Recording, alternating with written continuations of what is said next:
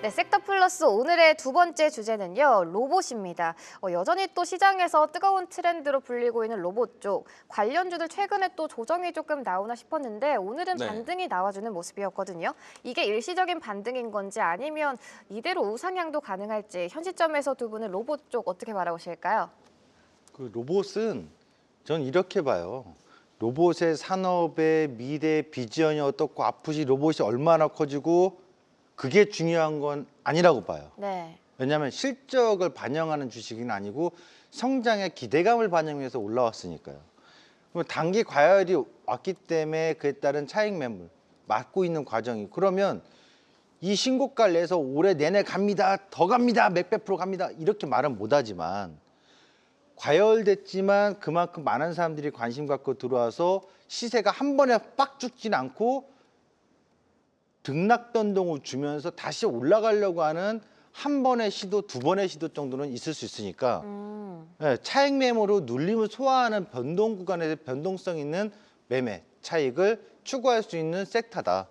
로봇은 시세가 지금 이제 죽을 거예요. 끝났어요. 이렇게 말할 수는 없다. 그래서 산업의 성장을 보고 20년 뒤에, 10년 뒤에 성장, 당연히 로봇이 더 성장하겠죠. 그렇죠? 그러나 그런 걸 보고도 우리가 투자 관점으로 하자는 얘기가 아니라 그런 기대감이 워낙 강하게 들어왔기 때문에 시장에서는 주도 수급으로서 영향을 미치니까 지금 시점에서는 등락 변동을 이용한, 그러니까 오늘의 반등이 저점이 깨진다 해도 끝났어 이게 아니라 오늘 저점이 깨지면 여기서 반등 나오겠지 끌어올리는 반등을 모색하는 변동성 있는 차익 매매를 추구해보는 전략은 좀 유효하다고 봅니다. 그럼 어떻게 눌릴 때마다 공략을 해봐도 좋을까요? 그렇죠. 그 얘기를 하는 겁니다. 네. 어떤 종목을 그럼 눈여겨보고 계실까요? 종목 많습니다. 하이젠 아레는, 네. 클로봇, 그다음에 레인 로보티스 어. 이렇게 보시면 됩니다. 종목은 많습니다.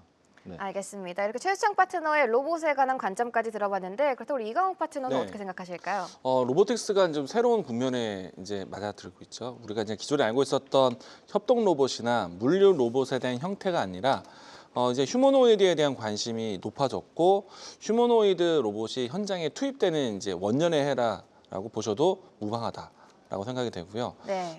생각보다 이 휴머노이드 개발에 대한 속도가 굉장히 빠른 것 같아요. 이제 저비용에 대한 로봇 투입도 있다라고 하는데 일단 우리 기업 안에서도 지금 산업용으로 공급되는 로봇 산업들이 상당히 빠른 속도로 커지고 있고 그리고 이제 국내에서만 머무는 것이 아니라 해외 진출에 대한 준비를 하고 있기 때문에 저는 시장이 커지는 모습에서 로보틱스 관련된 종목들 앞에서 이제 최수창 전문가가 이야기를 참 잘해주셨어요. 네. 계속해서 뭔가 재료로서 역할을 할 것이다. 그러니까 이제 생명력이 길 것이다라는 보는 거예요.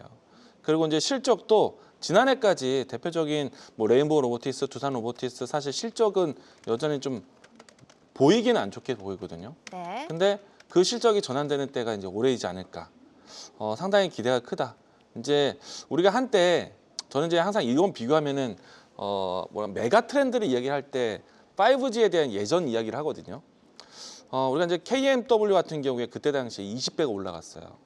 근데 초창기 때 시작했을 때 3년 적자 회사였거든요. 근데 이제 본격적인 움직임이 나와가지고 20배까지 올라가는 동안에 매출이 흑자 전환하고 1조 매출 근처까지도 갔었어요.